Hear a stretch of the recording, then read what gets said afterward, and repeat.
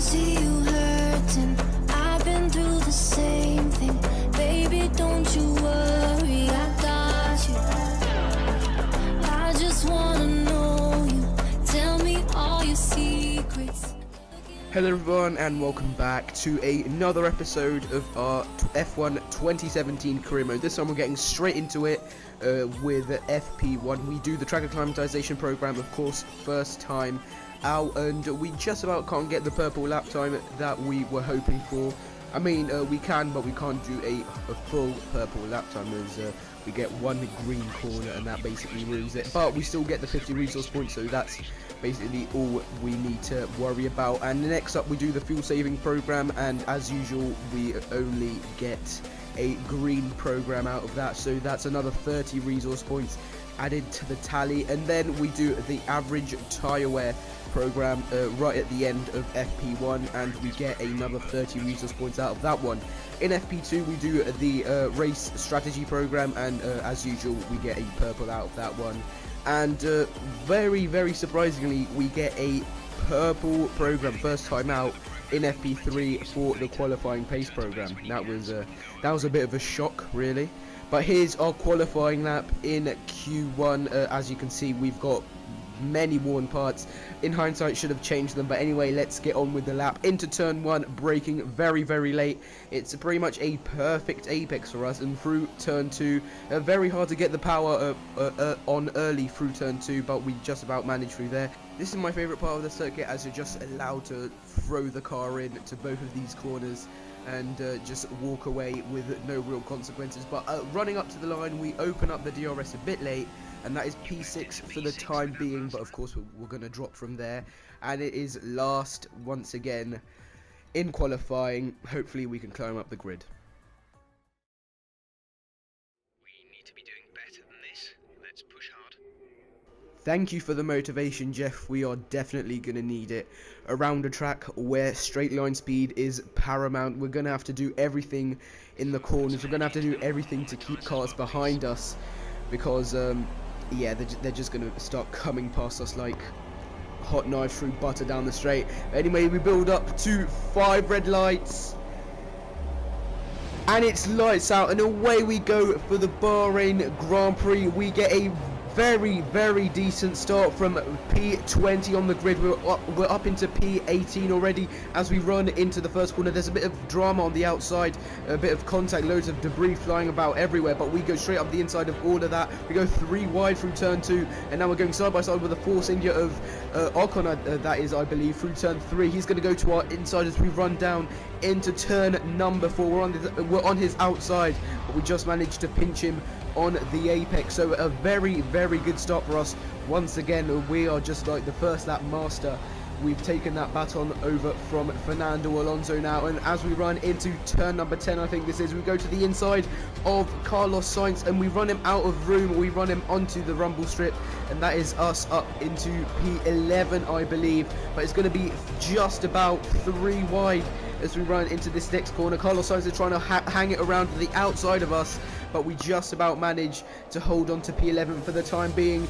And I say for the time being as Carlos Sainz goes for another move down the straight on lap 2. We're going to have to push him right to the inside of the pit wall. He's in front of us into turn 1, but we go for another very aggressive switch from the outside to the inside, and that is P11 for the taking once again.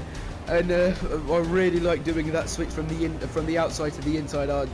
Very aggressive move, but yeah, we just about managed to hold on to P11, and once again Carlos Sainz using that Renault engine or Ferrari engine, not quite sure what the what the Toro Rosso is using this season, but he's trying to make moves through turn 4 and turn 5. We're going to go side by side through 6 and turn 7, but we run him out of road and just about hold on to P11 for I don't know what number of times this Grand Prix.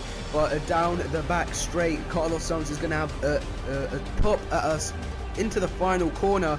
It's side by side through the final corner, and I think he's just about going to get the better drive off the corner, and he's going to stream past us down the straight. We're going to try and get into his slipstream.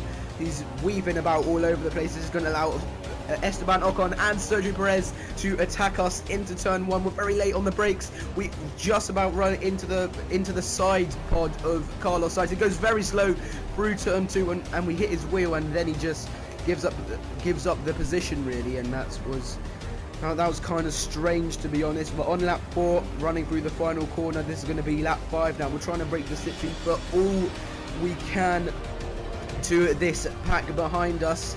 They're going to try and get into our slipstream. It's going to be 3 wide down the straight once again. It's going to be a matter of who's later on the brakes, and it is us just about. I think Ocon was also looking to make a dive bomb around the outside, but Sainz and Ocon get away from us. Oh, Sainz and Perez, I think it is. Yeah, it was Sainz and Perez actually. So we're going to have to defend from Ocon this time around. We tried to slip into his slipstream. We hit his rear wheel, and we're just about holding on to that Force India. And Hulkenberg is absolutely charging towards us into turn 1. And once again, we're much later on the brakes than the AI, and we just slip straight into the inside of Ocon. Although we do get a horrendous run through turns 2 and 3, and we're going to have to go very, very defensive on the Frenchman into turn 4. We're going to go back to the racing line, and we're going to pinch the Force India on the apex, and that is P9 for the taking once again, because all of the leaders are starting to pit, and we're getting promoted up into the higher points. But it's going to be 3 wide for another time down the straight. It's Stroll, Ocon and ourselves. We're very late on the brakes, and we always hit the Mercedes of Lewis Hamilton, who was coming out the pits. We're going to have to defend from Stroll a little bit through 2 and 3, but nothing that we can't handle. Into the pits we come on lap 10, and this is going to be for our first stop of the evening. We're going to go to the soft tyres now, and to the mediums, I believe, for the second time that we come into the pits, or the supers. I can't quite remember what the strategy is, but we're going to release the pit limiter basically perfectly, and there Ocon and Ericsson go past. So Ocon has jumped us by a little bit, unfortunately. So we're going to have to make our way past him once again, but that's not going to take us too long, as Ericsson has made an absolute hash of turn 4, locking up. Couldn't quite catch that on the replay cameras though, unfortunately. And we're going to be right behind Ocon into turn 9, I believe this is. We also try to get past Ericsson, but he's going to run us very wide as we come into turn 10. We're going to go up his inside into the second part of the corner. I think that's a whole new corner by itself. I think that's turn 11.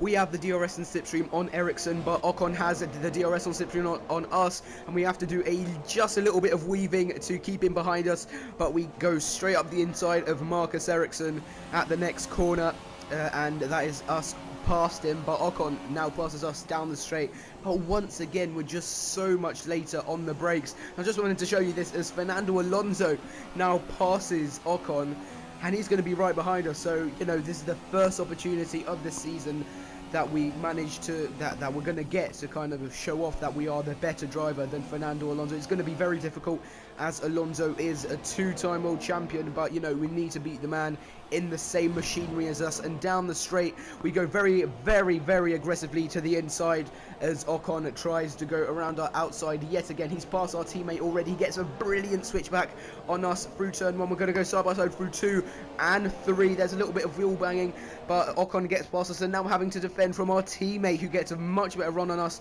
through turn 3. It's 3 wide basically, but Alonso gets pinched on the apex, and we're going side by side with Ocon. This is reminiscent of what the Mercedes did in 2014, through side by side through turn 6 and through turn 7, but Ocon just about clips our car and he is sent round. He understeered into our car, didn't get any damage though, luckily for him. And that is the Force India man just gone from that battle basically.